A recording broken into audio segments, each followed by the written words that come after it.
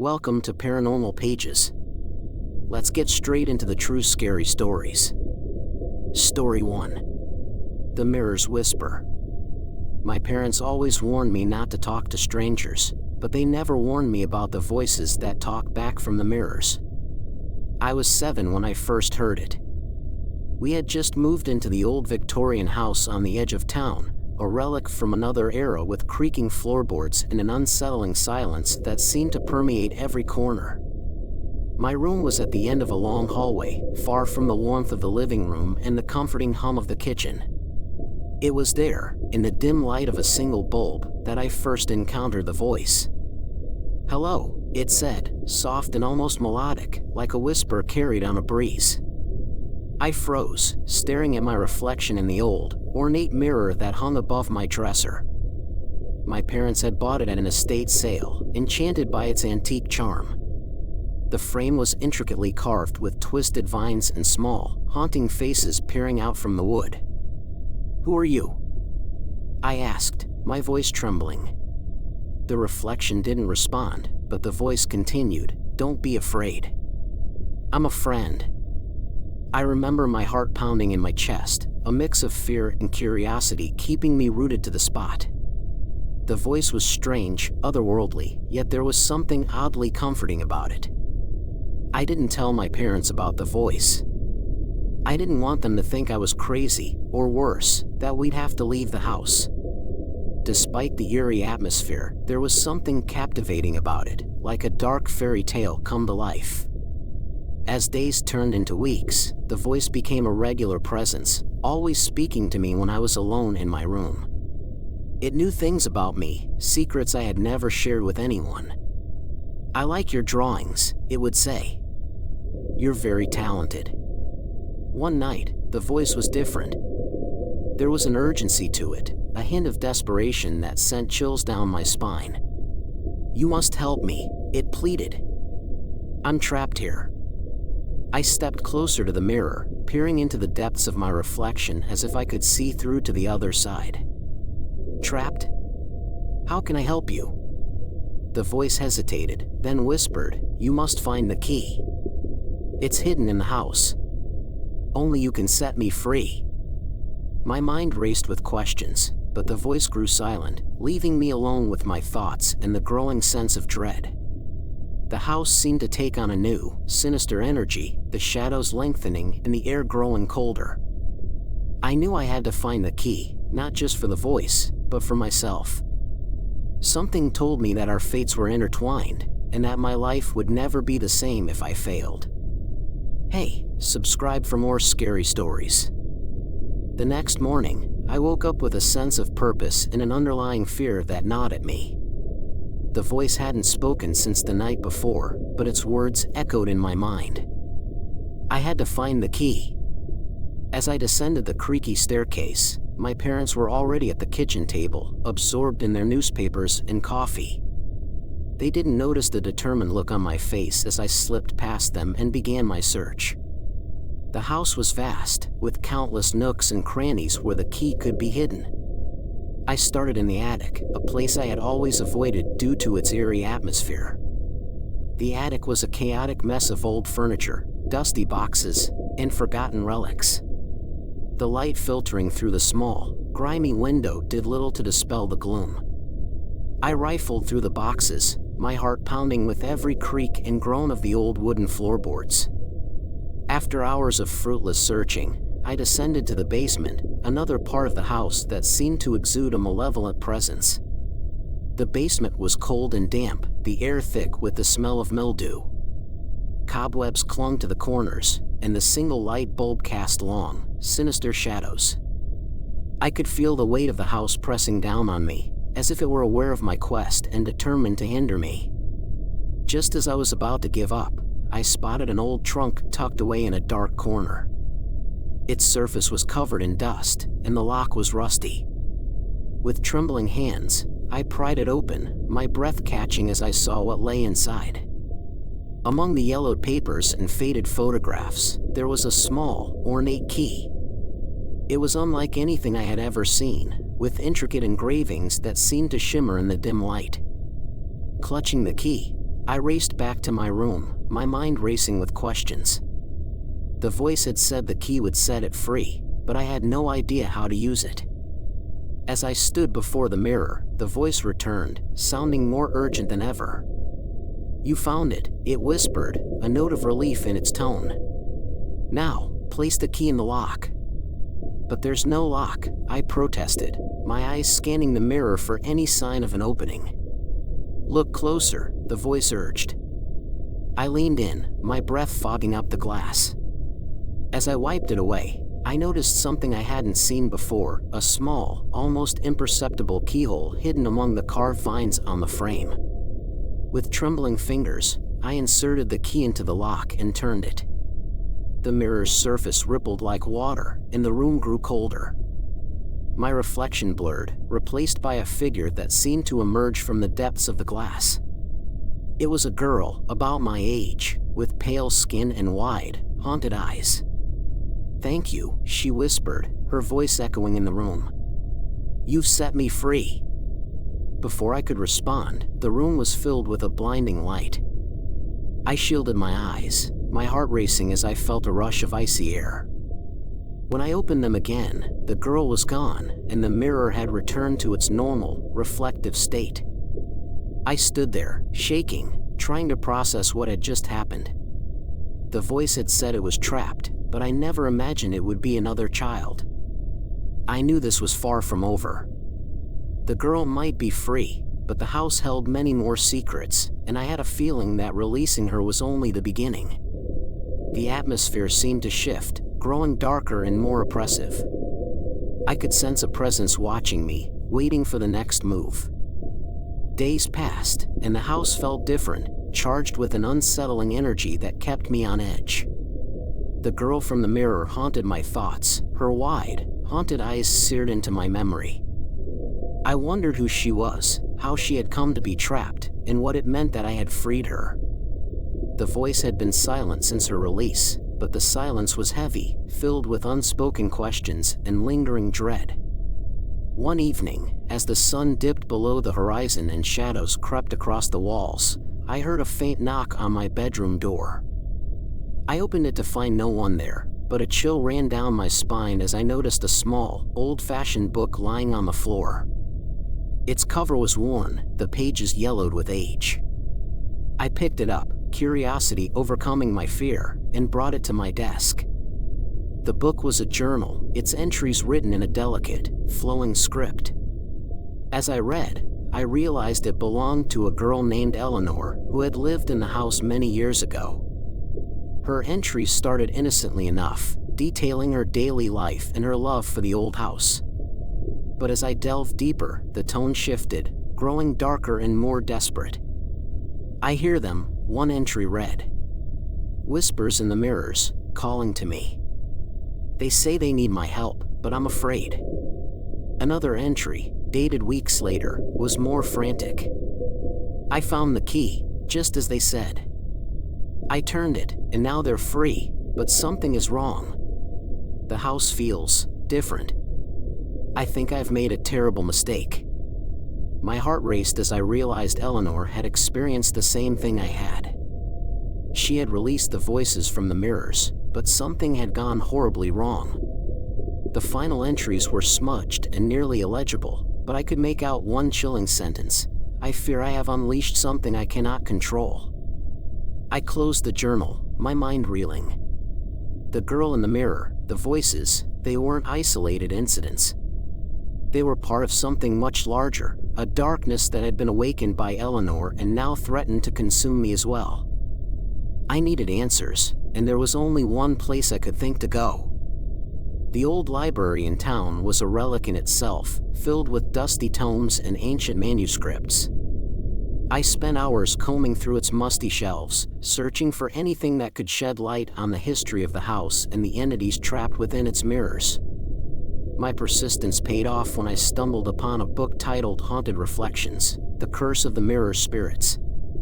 The book detailed a legend about spirits trapped in mirrors, bound by a powerful curse. It was said that these spirits could only be released by a special key, and once free, They would seek to possess the living, using their bodies to escape the mirror's confines permanently. The curse had been placed by a vengeful sorcerer, angered by the townsfolk who had wronged him. A cold dread settled over me as I realized the gravity of what I had done. By freeing the girl, I had unwittingly set in motion a chain of events that could lead to my own possession. I had to find a way to reverse the curse, to put the spirits back where they belonged before it was too late. Armed with this new knowledge, I returned home, my mind racing with plans and possibilities. As I entered my room, I noticed the mirror had changed. Its surface was no longer reflective but dark, almost like a portal to another world. I could feel the presence of the spirits, their malevolent energy seeping into the room. A whisper echoed through the silence, chilling me to the bone. "You can't escape us," it hissed. "We are part of you now." My resolve hardened. I would find a way to stop them, to break the curse and save myself. But deep down, I knew it would come at a cost. The darkness was closing in, and time was running out. Determined to end the curse, I knew I had to confront the spirits head-on.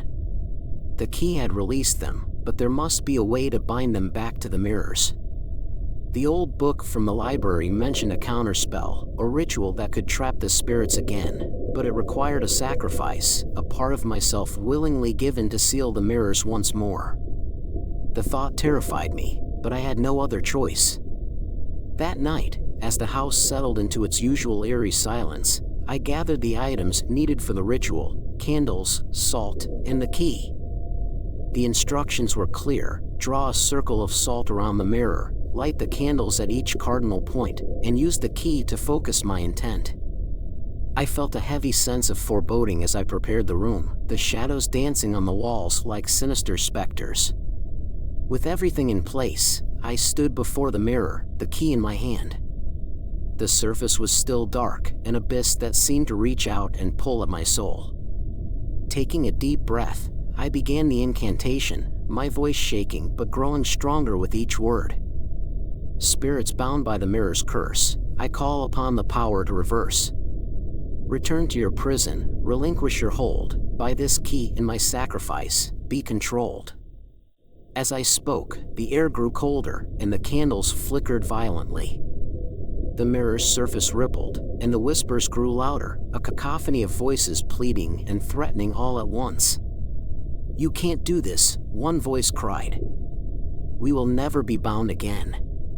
But I pressed on, my resolve unwavering.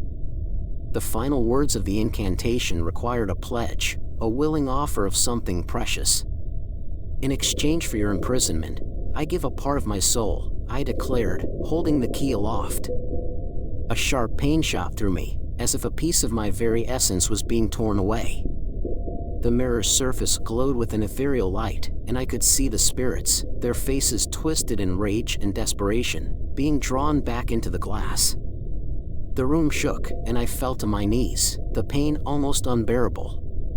The key grew hot in my hand, burning with a white-hot intensity. But I held on, focusing all my will on sealing the spirits away.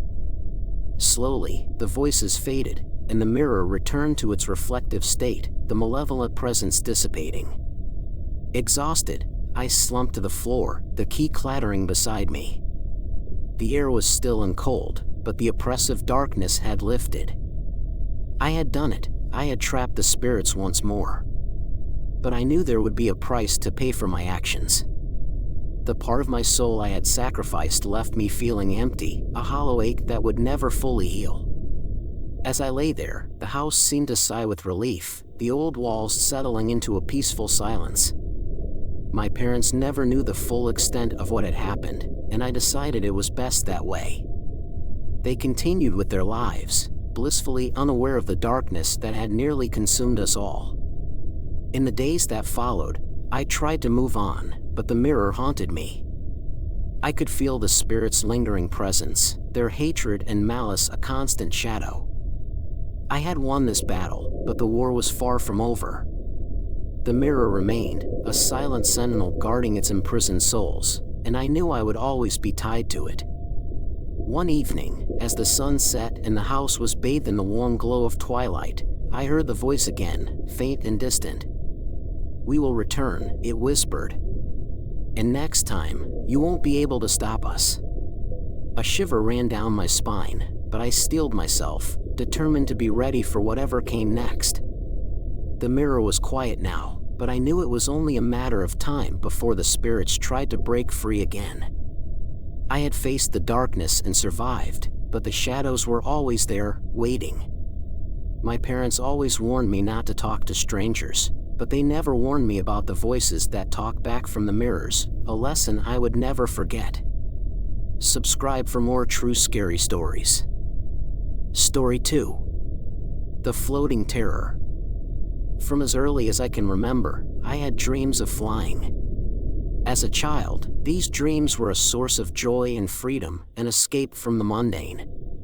I would soar through the skies, the wind whipping through my hair, feeling invincible. My parents used to smile when I recounted my nightly adventures.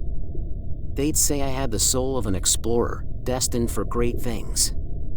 Little did they know, those dreams would morph into something far more sinister. I first noticed a change in my mid-20s.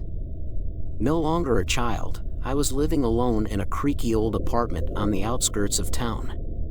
The place had character, or so I told myself when I signed the lease. High ceilings, large windows, and a history that seemed to seep from the very walls. The neighbors were few and far between, and those who did live nearby kept to themselves. It was perfect for an introvert like me, or so I thought. The dreams began to twist and warp. Instead of joyous flights over fields and oceans, I found myself floating upwards within my apartment. The once comforting sensation of weightlessness now filled me with dread. I would drift towards the ceiling, the world below growing distant and alien. Waking up would always be a relief, but the unease lingered long after I had returned to solid ground. One night, everything changed. I awoke in the dead of night, the room bathed in the cold light of a full moon. I couldn't move. Sleep paralysis, I thought, having experienced it once or twice before. But this was different. My body felt weightless, and as I tried to blink the sleep from my eyes, I realized I was floating. Not dreaming, not imagining. Truly floating. My heart pounded in my chest, the sound deafening in the stillness. I tried to scream, but no sound escaped my lips. Panic surged through me as I rose higher, my face mere inches from the cracked plaster of the ceiling. The air around me felt charged, like the calm before a storm. A whispering sound filled the room, incomprehensible yet undeniably there. The words, if they were words, seemed to come from everywhere and nowhere at once. The floating episodes became more frequent. They would last longer, often until the first light of dawn. I stopped sleeping, too terrified to close my eyes. Work suffered, friends noticed my haggard appearance, but how could I explain what was happening? I float to the ceiling every night, I'd say. I hear voices in the dark. I would have been committed. One evening, after an especially long and grueling day, I collapsed onto my bed, exhaustion overtaking fear. As I drifted off, I felt the familiar sensation of weightlessness. This time, however, something was different. The whispers were louder, clearer. "Come," they beckoned. "Join us." I tried to resist, to fight against the invisible force pulling me upwards, but it was futile. The ceiling loomed closer, the air grew colder, and the whispers became a cacophony of desperate voices. In that moment, I understood. These were the voices of the lost, those who had floated up before me and never returned. I was joining them, becoming part of whatever haunted this place. As I hovered against the ceiling, the last thing I saw before darkness claimed me was my own reflection in the window, eyes wide with terror, silently screaming for a salvation that would never come. My days and nights blurred into one long, unending nightmare. Each night, the invisible force would pull me from my bed, and I'd find myself pressed against the ceiling, helpless and terrified. The whispers grew more coherent, their messages more insistent. "Remember," they would say. "Remember what you've forgotten." But what could I possibly have forgotten that would tether me to this haunting experience? I began to dig into the history of my apartment building. It was an old place, with layers of stories etched into its very foundation. The local library became my second home as I pored over old newspapers and records. What I found was a string of mysterious disappearances, dating back to the building's construction. Tenants would move in, and within months, they were simply gone. No bodies, no clues, just vanished into thin air. One name stood out among the records: Eliza Crawford. She had lived in my apartment nearly 50 years ago and was the first recorded disappearance. The more I read about her, the more I felt an inexplicable connection. She had been an artist, a dreamer, much like myself. Her friends described her as whimsical and free-spirited, until the dreams started. The flying dreams. Determined to find answers, I tracked down one of the few remaining people who had known Eliza, an old woman named Margaret who lived in a retirement home nearby. Margaret's room was filled with paintings, many of which I recognized from the descriptions of Eliza's work. As I explained my situation, Margaret's eyes filled with a mix of fear and sadness. "You must leave that place," she said, her voice trembling. "Eliza was my best friend. We used to laugh about her flying dreams, but they turned dark." She became obsessed with finding out what they meant. One night, she confided in me that she thought the building was alive, that it fed on the dreams and fears of its residents. Margaret handed me a small, tattered journal. This was Eliza's. She gave it to me the night before she disappeared. She said it held the key to understanding everything, but I was too scared to read it. I thanked Margaret and left, clutching the journal like a lifeline. Back in my apartment, I opened it to the first page. Eliza's handwriting was elegant, flowing across the pages with a mix of sketches and notes. She described her dreams in vivid detail, eerily similar to my own experiences. As I read on, her entries became more frantic, more desperate. She wrote of shadows that moved on their own, of whispers that grew louder each night. One entry stood out, dated the night before her disappearance: "The building wants us. It takes our dreams, our fears, and consumes us. I believe the only way to break free is to confront it, to understand its hunger. Tonight, I will face it. If I do not return, let this be my warning to whoever finds it." I knew what I had to do, but the fear was paralyzing.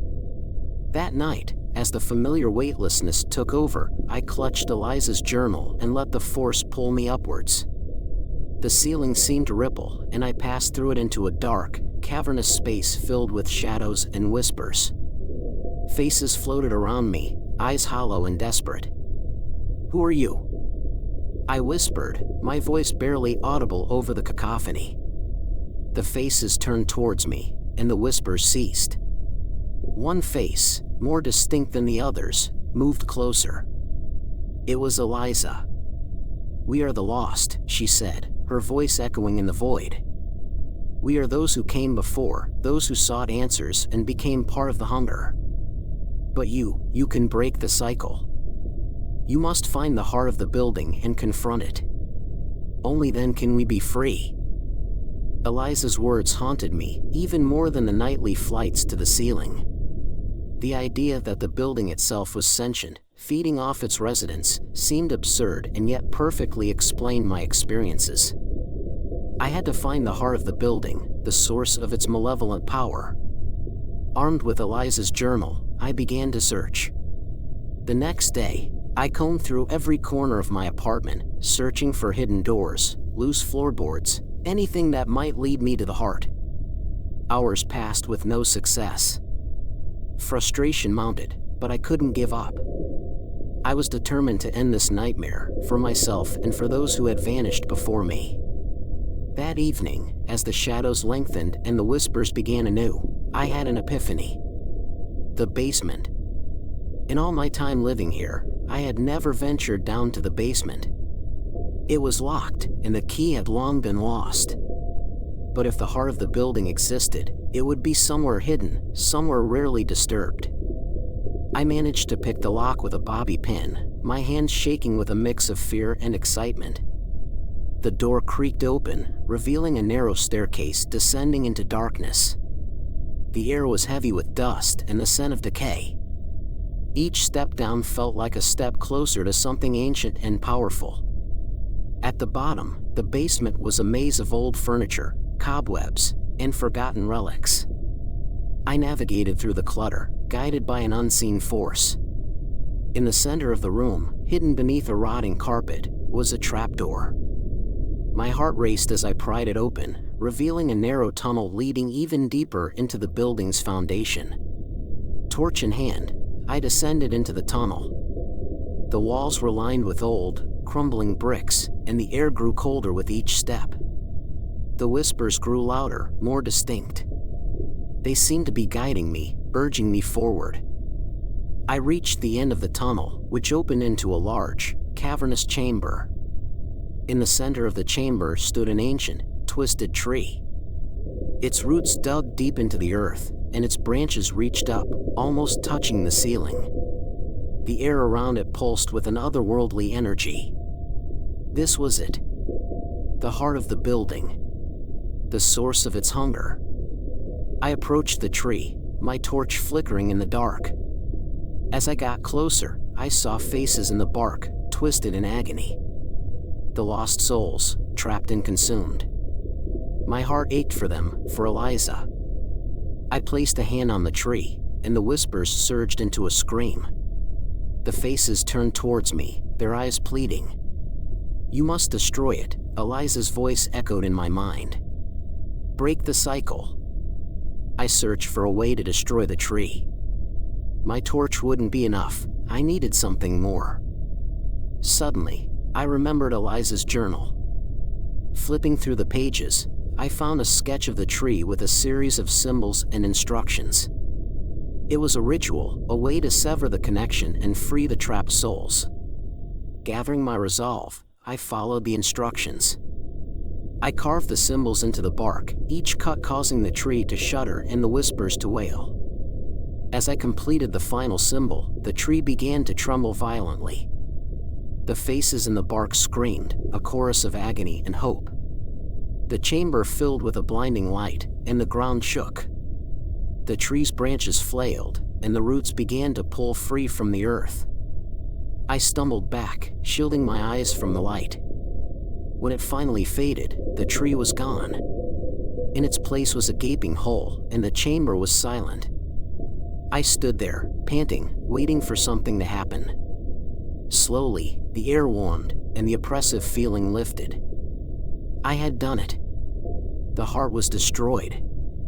The building was no longer hungry. As I made my way back up the tunnel, the whispers were gone. The basement, once a place of dread, felt empty and lifeless. Climbing the stairs back to my apartment, I felt a strange sense of peace. I knew it was over. The nightmare was finally over. Or so I thought. The end. Subscribe for more. Thanks for watching.